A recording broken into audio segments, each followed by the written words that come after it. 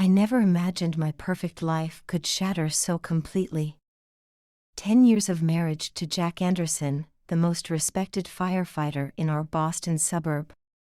A beautiful 8-year-old son, Noah, who inherited his father's gentle eyes and my determination. A newly renovated colonial house with a white picket fence, the American dream personified. But dreams, I've learned, can be deceiving. And sometimes the person doing the deceiving is yourself. I remember the exact moment everything changed. It was my first day at Sterling Marketing, one of Boston's top advertising firms. The moment Blake Sterling walked into the conference room, something shifted inside me. Tall, commanding, dressed in a perfectly tailored Tom Ford suit. His presence demanded attention, and I couldn't look away. Madison Anderson, he said my name like he was tasting expensive wine. Your portfolio is impressive. We expect great things from you. I felt seen in a way I hadn't in years. Jack was a good man, steady, reliable, loving. But somewhere along the way, his predictability had become suffocating. Every morning, coffee, kiss goodbye, promise to be safe at the firehouse. Every evening, family dinner, Noah's homework, bedtime stories. A routine that once felt comforting now felt like chains. Blake noticed things about me that Jack had stopped seeing. The way I played with my hair when deep in thought. How my eyes lit up when discussing creative strategies. The slight tremor in my voice when presenting to clients. He started calling me Maddie, something only my closest friends did. You're wasted in middle management, he told me one evening. We were the last ones in the office, sharing takeout and campaign ideas. You should be running your own department, Maddie. The way he looked at me made me feel powerful, desirable. Everything Jack's steady love didn't. I started staying late at the office more often. Big project, I'd tell Jack over the phone. He never questioned it, trust was his nature. Blake and I would work late, order dinner, talk about everything and nothing. He told me about his travels, his ambitions, his views on marriage. Monogamy is a social construct, he said one night. Smart people know how to navigate around it. I found myself dressing differently for work. Higher heels, shorter skirts, brighter lipstick. Jack noticed but said nothing. Just kissed my cheek and told me I looked nice. His kindness made me feel guilty. His trust made me feel trapped. The first time Blake kissed me was after a successful client presentation. Everyone else had left to celebrate at a nearby bar. I stayed behind to organize my notes. He closed the office door, walked over to my desk. You were magnificent today, he whispered. His lips tasted like power and possibility. I didn't stop him. The affair began slowly, carefully. Business trips that weren't really business trips. Late meetings that were actually dates. Hotel rooms booked under different names.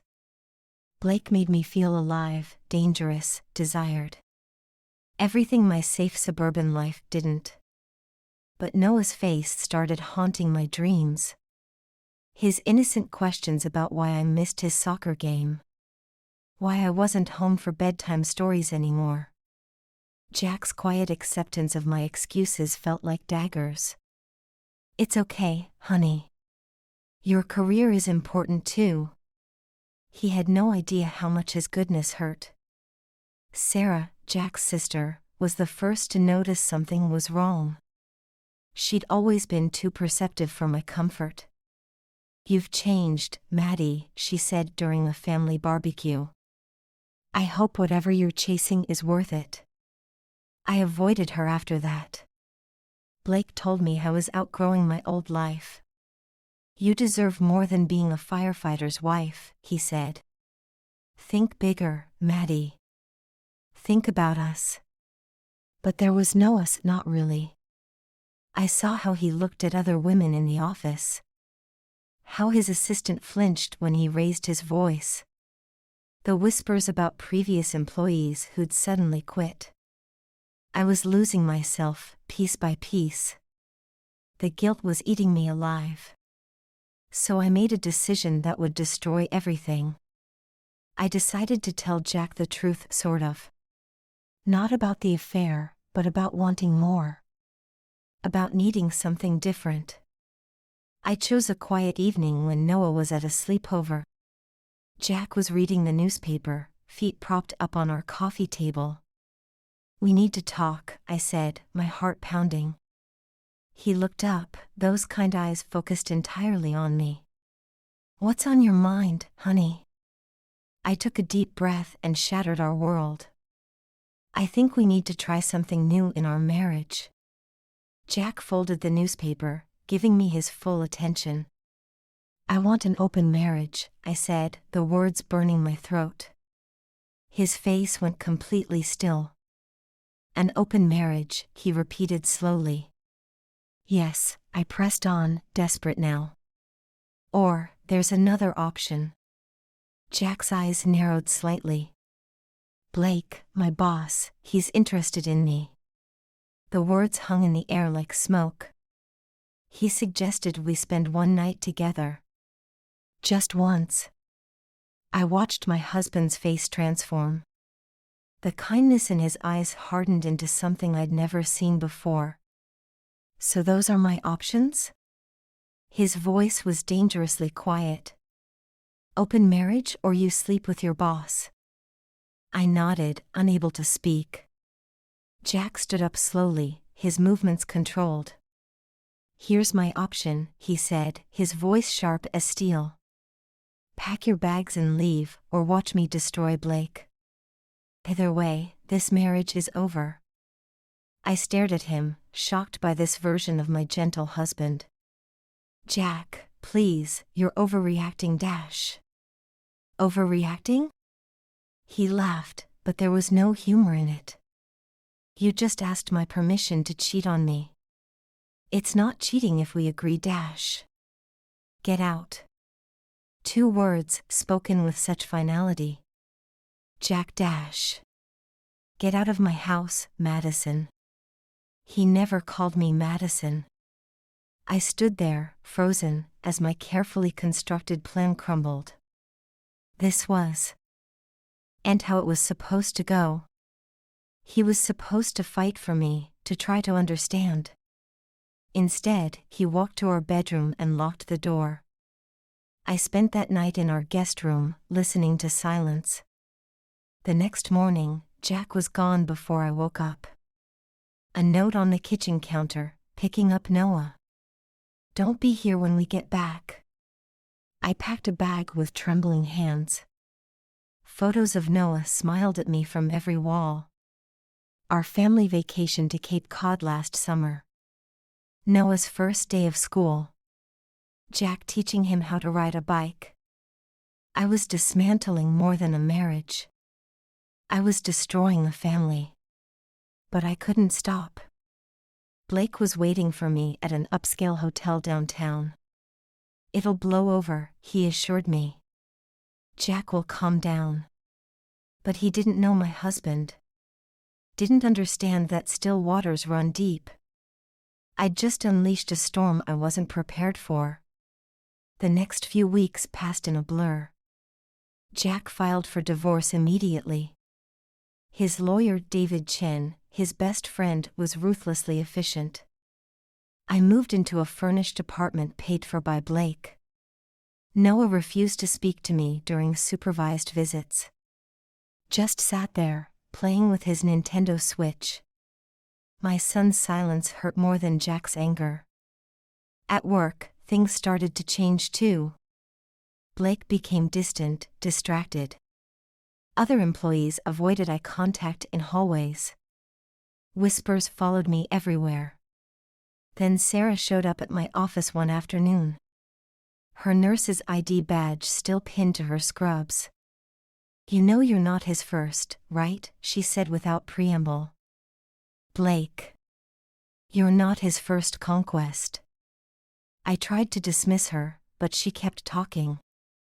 About other women who'd left their husbands. About settlements and NDAs. About how Blake got bored once the chase was over. I didn't want to believe her. But doubt had already taken root. I started noticing things I'd overlooked before. How Blake took calls in whispers. The way he'd check his phone when it buzzed. The lipstick stain on his collar that wasn't mine. My perfect escape was unraveling. And somewhere in Boston, my real family was moving on without me. Jack had already packed up my things from our house. Sarah told me he'd donated my designer clothes to charity. Thrown out my favorite perfume. Replaced the family photos with new ones, just him and Noah. I was being erased. And the worst part? I had no one to blame but myself. The woman in the mirror was a stranger. Perfectly styled hair, expensive makeup. Designer clothes that Blake had bought. But her eyes were empty. Lost. I'd traded substance for shadows. Love for excitement. Family for fantasy. And now, watching my world collapse piece by piece, I wondered if it was too late to find my way back home. But some bridges, once burned, can never be rebuilt. And I was about to learn just how hot those flames could burn. I didn't expect Jack to fight back so fiercely. My gentle, patient husband had transformed into a warrior. The first blow came through David Chen, his lawyer friend. A thick envelope delivered to my office, filled with evidence.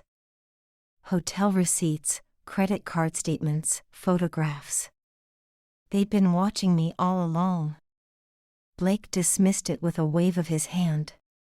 "Let them try," he said, pouring another glass of wine. "I have an army of lawyers." But he didn't know Jack like I did. Didn't understand that firefighters never run from flames. They run toward them.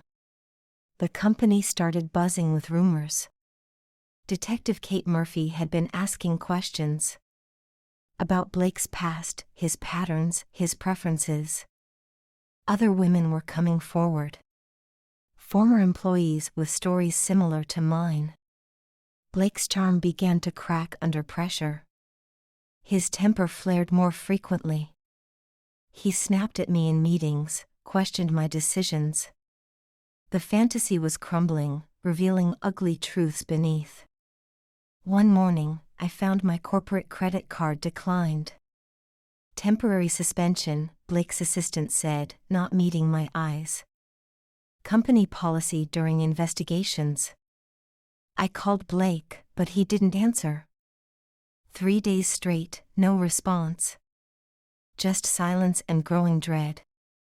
Sarah's words echoed in my head. "You're not his first conquest." I started digging through company records. Found a pattern of women who'd left suddenly. Generous severance packages. Non-disclosure agreements. All of them married when they met Blake. All of them divorced soon after. None of them still working at Sterling Marketing. My hands shook as I closed the files. I was just another notch in his belt. Another conquest to be discarded. Meanwhile, Jack was thriving. Noah's teacher told me how involved he'd become at school. Chaperoning field trips, attending every event. Being both mother and father. Making sure our son never felt abandoned. Even though I was the one who'd abandoned them. The custody hearing was a nightmare. Jack's lawyer presented evidence of my moral character. Late nights, missed parent-teacher conferences. Noah's declining grades during my affair. The judge's eyes were cold as she reviewed the documents. I got supervised visitation, twice a month. For hours each visit. monitored by a court-appointed supervisor. It felt like prison. Noah brought his Nintendo to every visit. Barely spoke, barely looked at me. Just like his father, holding his emotions close. One day, he finally asked the question, "Why did you stop loving us, Mom?" My heart shattered into a million pieces. "I never stopped loving you, Noah." "Then why did you leave?" I had no answer that made sense. Not even to myself. That night, I drank too much wine. Called Jack's phone repeatedly. Straight to voicemail every time. I left messages, crying, begging. Asking for another chance. He never called back. The next morning, Blake called me into his office. "We need to discuss your position," he said. His voice was cold, professional. No trace of the man who'd promised me the world. "Given recent events, we feel it's best to part ways." A manila envelope slid across his desk. Severance package. Non-disclosure agreement. Just like all the others. I was being erased again. "Sign it," Blake said. "Walk away clean." His eyes held no warmth, no recognition. I was yesterday's entertainment. Today's liability. Tomorrow's cautionary tale. I left his office in a daze. My desk was already being packed up. Security waited to escort me out. Just like all the others before me. The sidewalk felt unsteady under my feet. My designer heels, Blake's gifts, wobbled. I took them off, walked barefoot to my car. Sat there for hours, watching my old life disappear. The next blow came from Detective Murphy. She wanted to talk about Blake. About patterns of behavior. About corporate fraud and coercion. Other women were pressing charges. Did I want to join them? I thought about Noah's question. "Why did you stop loving us, Mom?" About Jack's quiet strength. About the woman I used to be. Yes, I told Detective Murphy. "I'll tell you everything." The deposition took 6 hours. Every detail laid bare. Every manipulation exposed. Every lie uncovered. Blake's lawyer called that night. Threats wrapped in legal jargon. I hung up mid-sentence. Called Detective Murphy back. "I have more to tell you."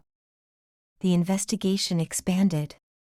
Financial records subpoenaed. Other employees interviewed. A pattern emerged. Blake Sterling, predator in a designer suit. The media caught wind of the story.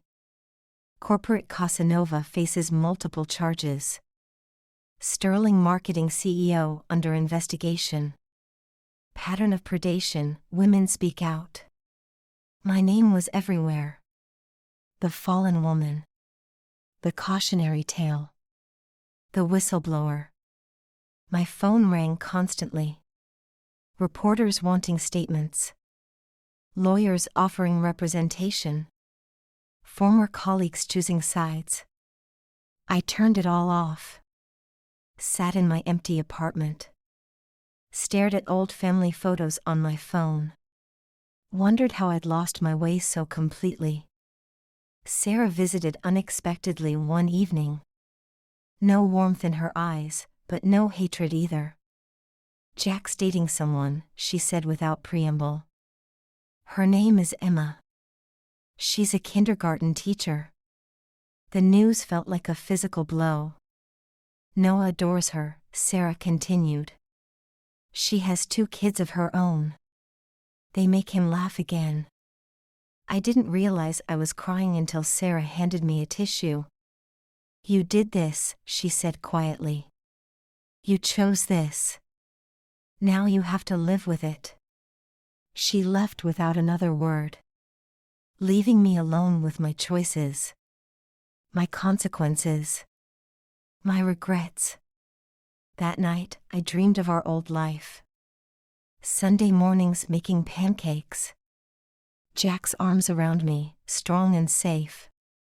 Noah's laughter echoing through the house. I woke up reaching for ghosts. The woman in my mirror was a stranger. Expensive clothes couldn't hide her emptiness. Designer makeup couldn't mask her shame. I'd traded gold for glitter.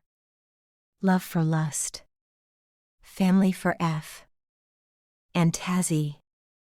And now, watching Blake's empire crumble on the news, I realized something important.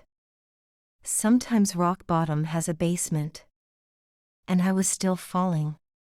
The trial was set for early spring. I sat in the courtroom, watching Blake's perfect facade crack. Other women testified before me. Their stories echoed mine with haunting similarity. Promises of promotion. Expensive gifts. Carefully orchestrated seduction. Then abandonment. When it was my turn to testify, I saw Jack in the back of the courtroom. He wasn't looking at me. His eyes were fixed on Blake, hard as steel. I told the truth, all of it. Every manipulation. Every lie. Every moment I chose wrong. Blake's lawyer tried to paint me as unstable. A woman scorned. A failed wife seeking revenge. But the evidence was overwhelming. Financial records showed years of misconduct. Hush money paid to silence victims. Company funds used for his conquests. Hotel rooms, jewelry, designer clothes. All carefully hidden in creative accounting. The jury took 3 days to deliberate.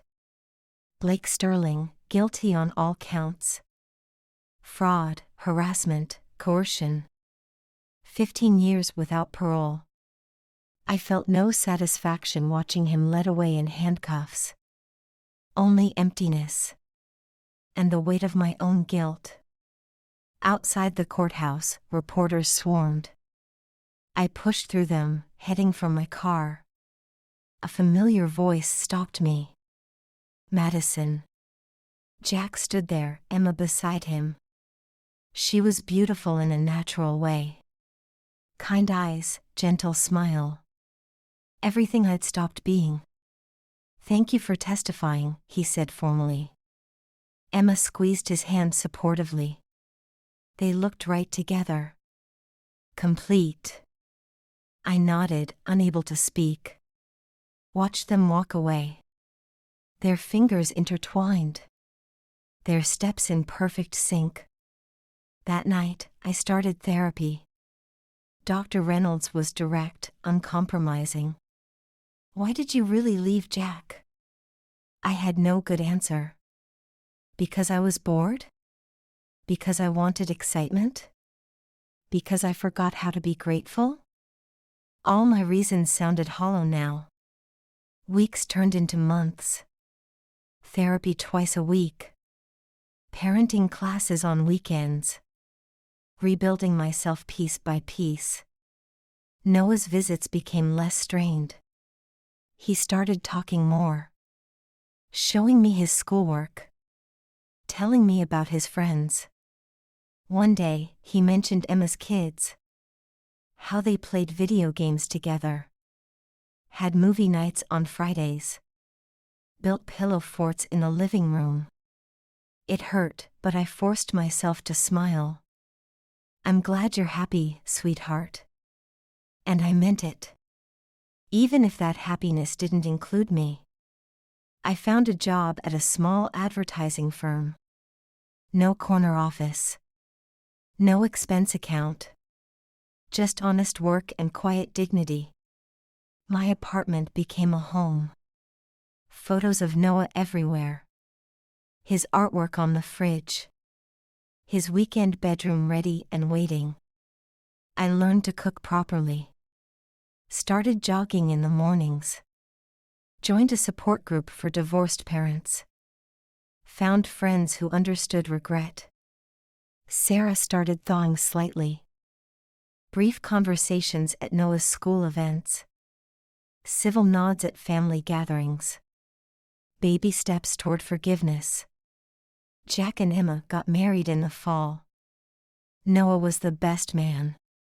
He showed me pictures during our visit. His smile was radiant. I saw them sometimes, the new family.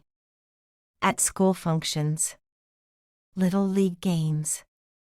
Shopping at the grocery store. They looked happy. Complete. Whole. Everything we used to be. Dr. Reynolds says healing isn't linear. Some days are harder than others. Some memories cut deeper. Some regrets never fade. But life moves forward. Noah's turning 9 next week. He asked me to come to his party. Dad says it's okay, he added quickly. Emma helped plan everything. I'll go, of course. Sit quietly in the background. Watch my son blow out his candles. Make a wish I'll never know. The woman in the mirror is changing. Less makeup now. Simpler clothes. Honest eyes. I'm learning to live with my choices. To accept their consequences. To find peace in the aftermath. Jack and Emma are expecting a baby. Noah told me, eyes shining with excitement. I'm gonna be a big brother. My heart cracked, but I smiled. That's wonderful, sweetheart. And somehow it was. Life moves in circles. Endings become beginnings. Pain becomes wisdom. Loss becomes growth. I'll never have my old life back. That perfect family. That steady love. That unshakable trust. But maybe, just maybe, I can build something new. Something honest. Something real. Noah hugged me yesterday. First time in almost 2 years. I love you, Mom, he whispered. Even when I'm mad at you. It's not a happy ending. Those only exist in fairy tales. But it's an ending I can live with. An ending I've earned. And maybe, somewhere in the future, there's a new beginning waiting. One step at a time. One day at a time. One truth at a time. Until then, I'll keep walking forward. Learning to live with the ghosts of my choices. And the hope of tomorrow. End.